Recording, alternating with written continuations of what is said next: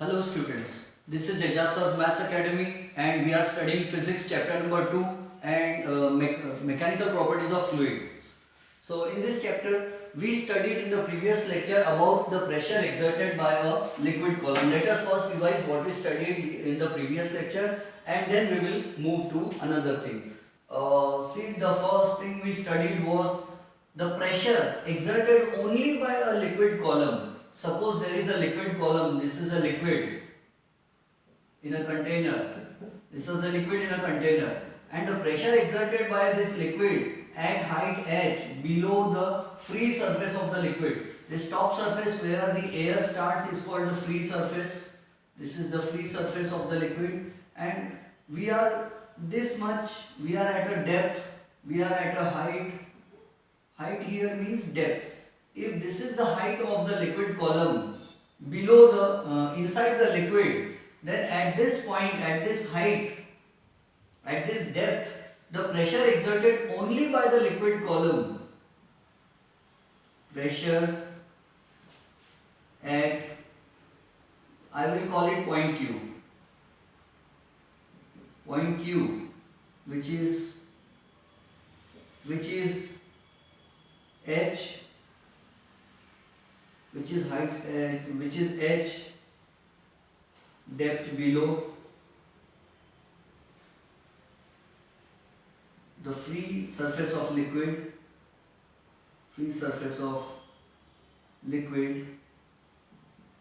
pressure at point Q only due to liquid column. I will write it here. Pressure only due to liquid column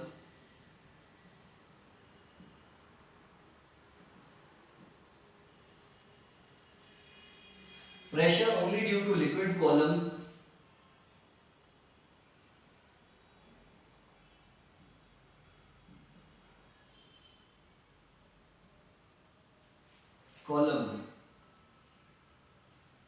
at point Q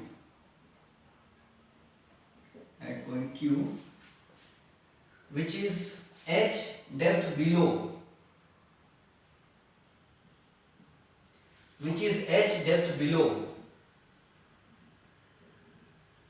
So at point Q the pressure only due to liquid column will be equal to h rho g, where h is the height of the liquid column, that is the depth inside the liquid, and rho is the density of the liquid, and g is acceleration due to gravity. And if we add atmospheric pressure also,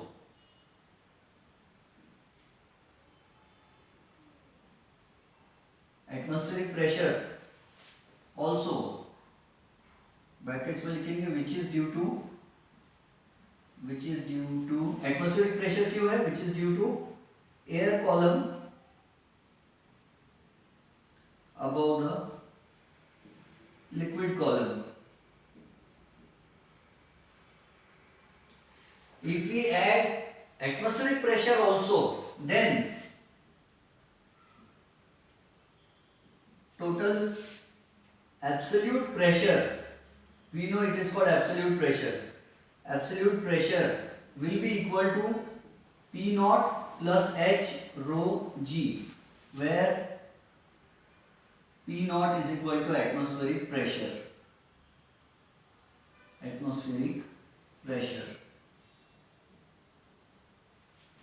where P naught is atmospheric pressure due to air column. So this is called absolute pressure. Absolute pressure is the total pressure. Absolute pressure means pressure due to liquid column as well as pressure due to air column. And if both the pressures are included, it is called absolute pressure. If we consider only the pressure caused by the liquid column and neglect the pressure here, see, there is another concept called gauge pressure. What is gauge pressure? It is defined as the difference between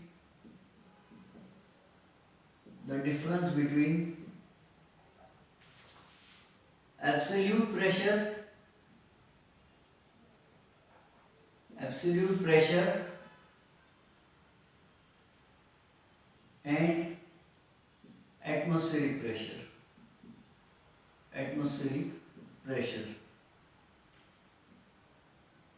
What does that mean? So gauge pressure is equal to what is it? Difference between absolute pressure, P absolute. Here we will denote it by or I should write absolute pressure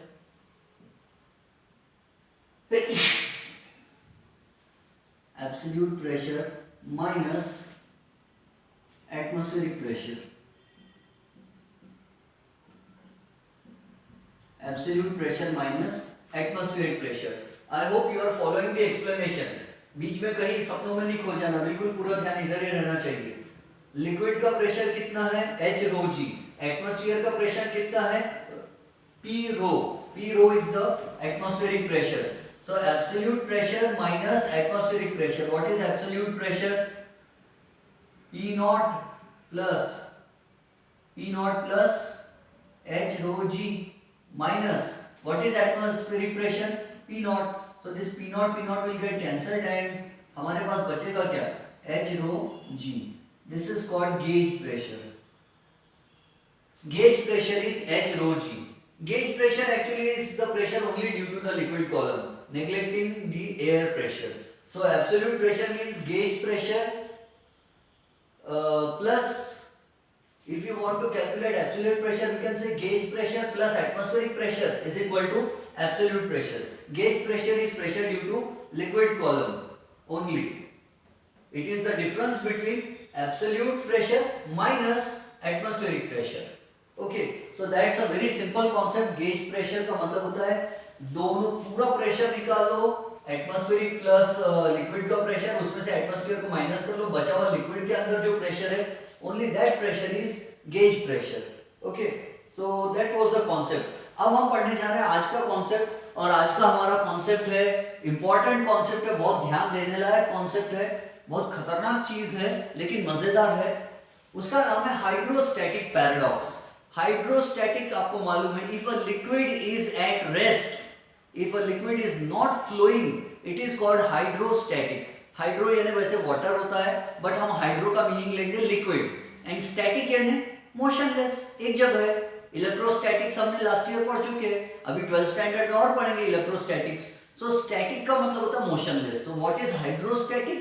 If a liquid is motionless, if a liquid is not flowing, it is called hydrostatic.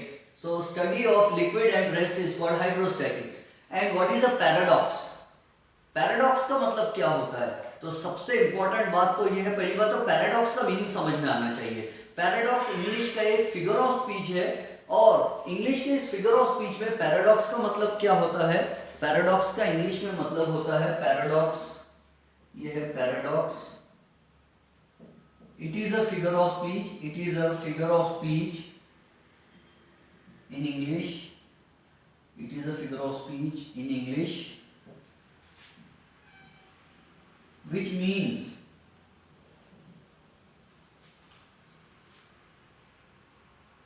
it is a figure of speech in English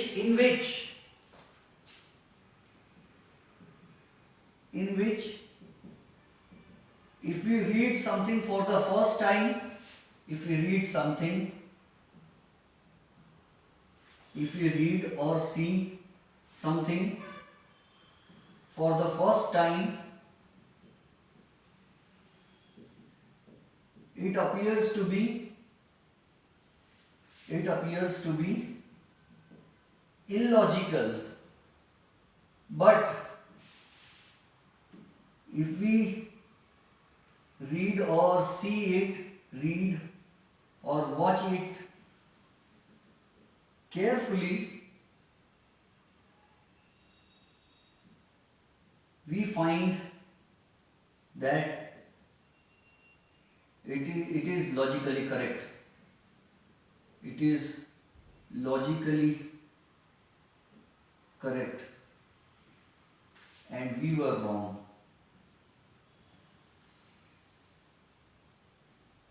remember, ये figure of speech आपको physics में कोई नहीं पूछने वाला है, मैंने आपको सिर्फ नॉलेज के लिए लिखा दिया। पैराडॉक्स का मतलब क्या होता है, किसी चीज को अपन अगर पहली बार पढ़ते हैं, इंग्लिश में एक फिगर ऑफ स्पीच होता है, किसी चीज को अगर हम पहली बार पढ़ते हैं और पढ़कर ऐसा लगता है कि तो गलत है, ऐसा हो ही नहीं सकता, ये तो यूनिवर्सल ट्रूथ के अगेंस्ट में है, ऐसा तो समाज में कभी होते हुए देखा नहीं है, ऐसा तो कभी दुनिया में नेचर में ऐसा होते हुए नहीं देखा, और ये कैसे हो गया। तो पहली बार पढ़ो तो जो चीज गलत लगती है, बट दूसरी बार ध्यान से पढ़ो या ध्यान से देखो तो लगता है नहीं यार, इसके पीछे भी रीजन है। जैसे एक पोएट था, उस पोएट का नाम था विलियम वर्ड्सवर्थ, इंग्लैंड के पोएट का नाम था विलियम वर्ड्सवर्थ। वो पोएट ने एक लाइन लिखा और वो लाइन है, the child is the father of the man, the child is the father of the man. बच्चा आदमी का बाप होता है। पहली बार पढ़कर लगता है कि अरे चाय लाई तो खूब चीज हो गई, चाय लाओ, इसका तो खूब मीनिंग हो गया कि बच्चा आदमी का बाप है। लेकिन अगर ध्यान से पढ़ा जाए या ध्यान से सोचा जाए तो सही बात है ये। कैसे सही है? दुनिया में पहले बच्चा पैदा होता है या आदमी पैदा होता है? एकदम से बच्चा पैदा होता है। पहले दुनिया में बच्चा आता है, फिर बच्चे से ही तो बाप बनता है, बच्चा ही तो बड़ा होकर बाप बनता है। तो पहले दुनिया में बच्चा आता है और बच्चे से बाप बनता है। फॉर एग्जाम्पल, पहले अंसार सर दुनिया में आए थे तो बच्चे थे, अब बाप बने, तो पहले बच्चे थे और अब बाप बन गए, तो बच्चे से बाप बनता है। बच्चे से बाप बनता है, इसका मतलब बाप जो है वो बच्चा है क्योंकि वो बाद में आ रहा है, और बच्चा जो है वो बाप है क्योंकि बाप से ही तो बच्चा पैदा होता है। तो ये बच्चा जो है उसी से तो आदमी बना है, इसलिए बच्चा बाप हुआ। कंफ्यूज हो गए? ये पोएट लोग भी ऐसे ही होते हैं। अब सुनो, दूसरा एग्जाम्पल देता हूँ आपको। इसका एग्जाम्पल सेकंड है पैराडॉक्स का। Please all means please no one. Please all means please no one. सबको खुश करना, इसका मतलब किसी को खुश नहीं करना। समझो, मैंने आपका फिजिक्स का एक छोटा सा टेस्ट ले लिया और क्लास में एक स्टूडेंट को हाईएस्ट अच्छे मार्क्स मिले, अच्छा पेपर लिखा है, एक ही स्टूडेंट ने ओनली, और मैंने उसको बहुत अच्छे मार्क्स दे दिया, तो कितने स्टूडेंट्स खुश हो जाएंगे? 40 स्टूडेंट्स की बैच है समझो, 40 में से एक स्टूडेंट को मैंने वेरी गुड दे दिया, तो एक स्टूडेंट बहुत खुश हो जाएगा या हो जाएगी, वेरी गुड मिल गया तो। और 39 स्टूडेंट जो बेचारे उदास रहेंगे, उनको कुछ नहीं मिला, है ना। तो अब लेकिन मैं सोचता हूँ नहीं यार, मेरा सब स्टूडेंट्स खुश होना चाहिए, मैं किसी का मन नहीं दुखाऊंगा, मैं सबको खुश करना चाहता हूँ। तो मैंने क्या किया, जिसका आंसर अच्छा था नहीं था, सबको मैंने वेरी गुड दे दिया। अब मैंने पूरे 40 के 40 स्टूडेंट्स को वेरी गुड दे दिया, तो कौन खुश होगा मालूम है? कोई भी नहीं। क्यों? सब बोलेंगे जाने देना यार, कौन सी बड़ी बात है, सबको आदत ही पड़ी, किसको भी वेरी गुड देते रहते हैं, सबको वेरी गुड दे दिए, जाने दे। इसका मतलब हम तो कोई महान है नहीं, ना कोई महान है ना कोई लहान है, सब एक जैसे है, सबको तो वेरी गुड मिला, तो कोई भी खुश नहीं होगा क्योंकि सबको मिला वेरी गुड। सब बोलेंगे जाने तो सबको ही मिला है। तो अब मैंने सबको खुश करना चाहा, सबको वेरी गुड दे दिया, लेकिन कोई भी खुश नहीं हुआ। तो please all means please no one. सबको खुश करना, इसका मतलब किसी को खुश नहीं करना। पैराडॉक्स में क्या होता है, जो चीज बोली जाती है उसके उल्टा, मतलब पहली बार बोलो तो ऐसा लगता है please all means please none, सबको खुश करना, इसका मतलब किसी को खुश नहीं करना। अरे ये कैसी बात है, तो सबको खुश कर रहा है तो बहुत अच्छी बात है, लेकिन सच में देखा जाए तो कोई खुश नहीं होता। चलो बहुत हो गया इंग्लिश का पैराडॉक्स, अब हम काम की बात करते हैं, अपने फिजिक्स पे आ जाते हैं। अब सुनो, ये है अपनी टेक्स्ट बुक में दिया हुआ पिक्चर, अपनी डायग्राम अपनी टेक्स्ट बुक में ये दिया हुआ है, और इसके अंदर में लिक्विड भरा हुआ है। तो ये लिक्विड को मैं कहाँ तक, हाइट तक भर देता, यहाँ तक भर देता। This is the liquid. Time बचाना है हमको, फटाफट फटाफट डैश डैश मारेंगे जल्दी जल्दी। ये लिक्विड यहाँ तक हाइट भरी रहेगी इसकी। देखो दोनों में लिक्विड का लेवल सेम है, यहाँ जितना लिक्विड है उतना ही लिक्विड यहाँ पर भी है, उतना ही लिक्विड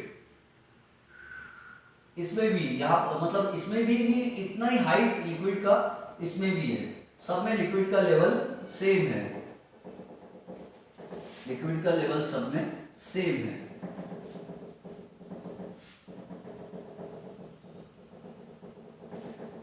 लिक्विड की क्वांटिटी कम ज्यादा हो सकती है,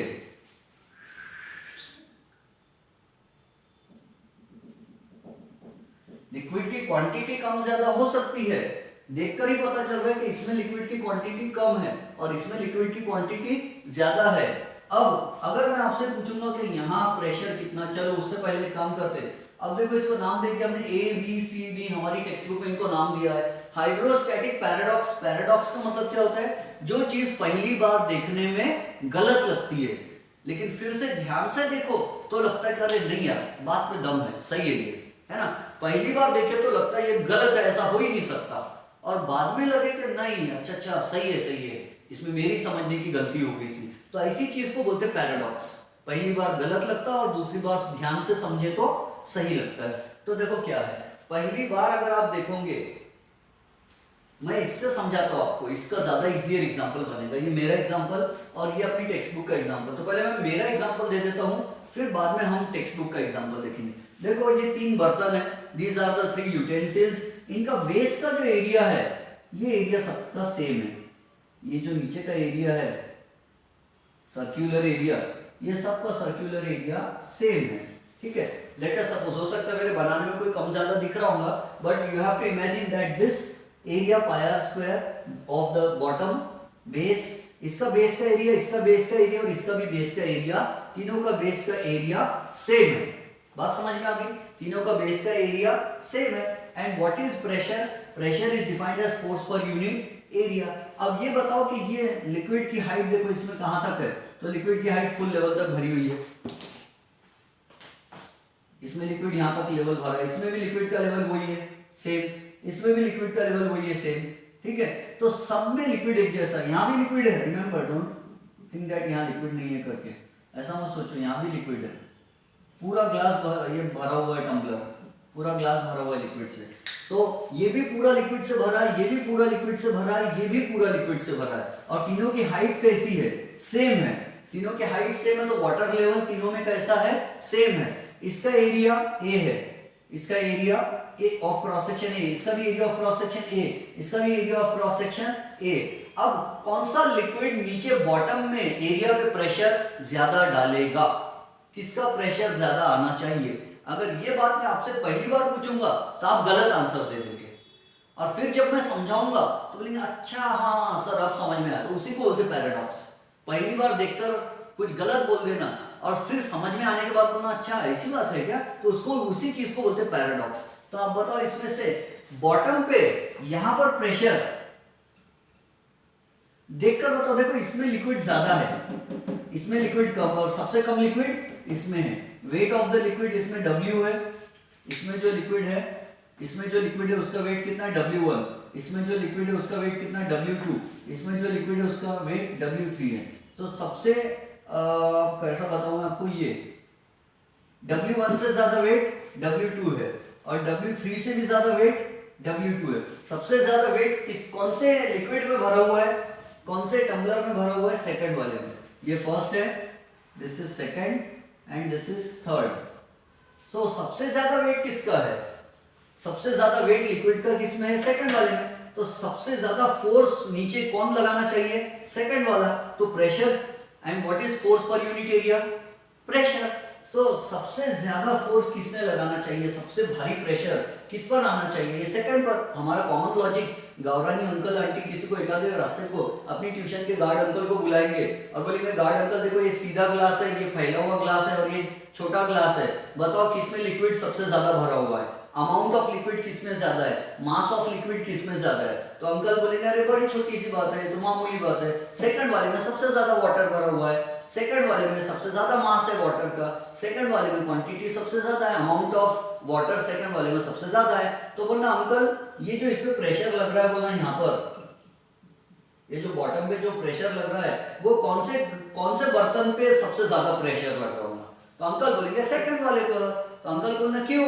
तो अंकल बोलेंगे बेटा इसमें पानी बहुत सारा भरा है इसलिए इस पे प्रेशर ज्यादा आ रहा, इसमें पानी कम भरा हुआ है इसलिए इस पे प्रेशर कम आ रहा, और इसमें पानी मीडियम है, ना तो बहुत कम है ना तो बहुत ज्यादा है, तो इसमें प्रेशर मीडियम आएगा। सबसे ज्यादा प्रेशर नीचे यहाँ आएगा, इसमें प्रेशर सबसे कम रहेगा और इस पे मीडियम रहेगा।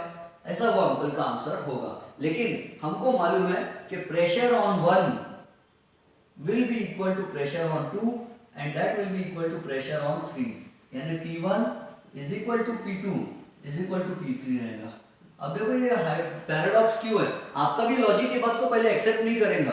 अगर मैं आपसे पूछूं कि कौन से बर्तन में ज्यादा प्रेशर आएगा नीचे, तो आप भी ये सोचोगे कि क्योंकि इसमें लिक्विड ज्यादा भरा हुआ है और ये चौड़ा है, बर्तन बड़ा है, तो इस पे प्रेशर ज्यादा आना चाहिए, इसके बॉटम पे प्रेशर ज्यादा आना चाहिए, इसके बॉटम पे प्रेशर उतना नहीं आना चाहिए। और हाइट की बात क्या है, इसकी हाइट, इस लिक्विड की हाइट कितनी है, h, इसकी हाइट कितनी है h, इसकी भी मतलब ये इसकी भी हाइट कितनी है h, और ये जो तीसरा भांडा है बर्तन, इसकी भी हाइट कितनी है h, तीनों बर्तन की हाइट सेम है।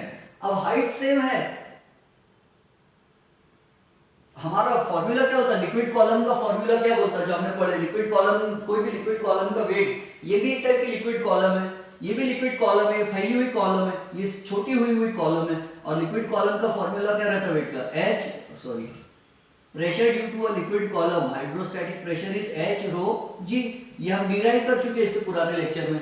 तो pressure exerted by a liquid at height h at depth d below, at height h below, ये बॉटम पे कितना प्रेशर, तो इसका लिक्विड का हाइट कितना, इतना, लिक्विड का हाइट कितना, इतना, लिक्विड का हाइट इतना, इसमें एरिया है क्या, नहीं, इसमें बेस बड़ा चौड़ा कुछ दिया है क्या एरिया का, नहीं, तो ये हाइट पर डिपेंड करता है। तीनों की हाइट कैसी है, सेम है, तीनों का डेंसिटी कैसा है, सेम, इसमें भी पानी, इसमें भी पानी, इसमें भी पानी, दोनों में तीनों में वाटर वाटर वाटर, तो तीनों में सेम डेंसिटी का लिक्विड भर दिया हमने, तीनों में सेम हाइट तक पानी भर दिए, तीनों को एक ही जगह पर रखा है जहां ग्रेविटेशनल अट्रैक्शन जो है, acceleration due to gravity same है। अब तीनों में acceleration due to gravity same act हो रहा है, डेंसिटी सेम है, हाइट सेम है, तो प्रेशर भी कैसा होना चाहिए, सेम। लेकिन हमारा मन इस बात को स्वीकार नहीं करता, हमारा मन ये बोलता है कि यार नहीं, इसमें पानी ज्यादा है तो ये पानी का वेट ज्यादा रहेगा, और पानी का वेट ज्यादा रहने के कारण इधर प्रेशर ज्यादा होना चाहिए।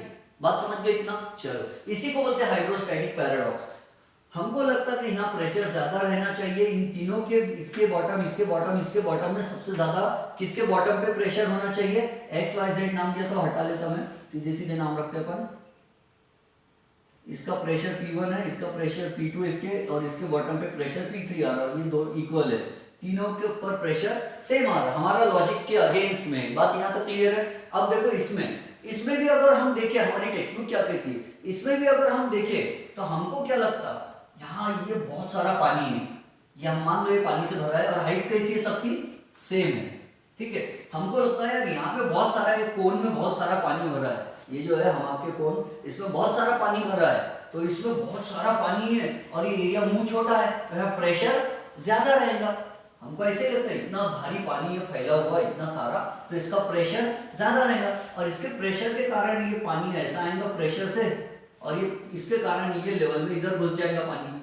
और ये इधर घुसेगा तो इसका लेवल बढ़ जाना चाहिए, लेकिन ऐसा नहीं होता, ऐसा नहीं होता, ऐसा नहीं होता, नहीं नहीं नहीं, ऐसा होता ही नहीं, ऐसा नहीं होता। यहाँ प्रेशर, अगर मतलब मीनिंग समझ जाओ, अगर मैं यहाँ पे एक पॉइंट लिख दूं, पॉइंट P, नहीं P नहीं लिखता, P तो प्रेशर है, पॉइंट B लिखो, नहीं, पॉइंट KBCD XYZ लिखते, ये पॉइंट X है, और ये इसकी सीधी हाइट में यहाँ पॉइंट ले लिया मैंने Y,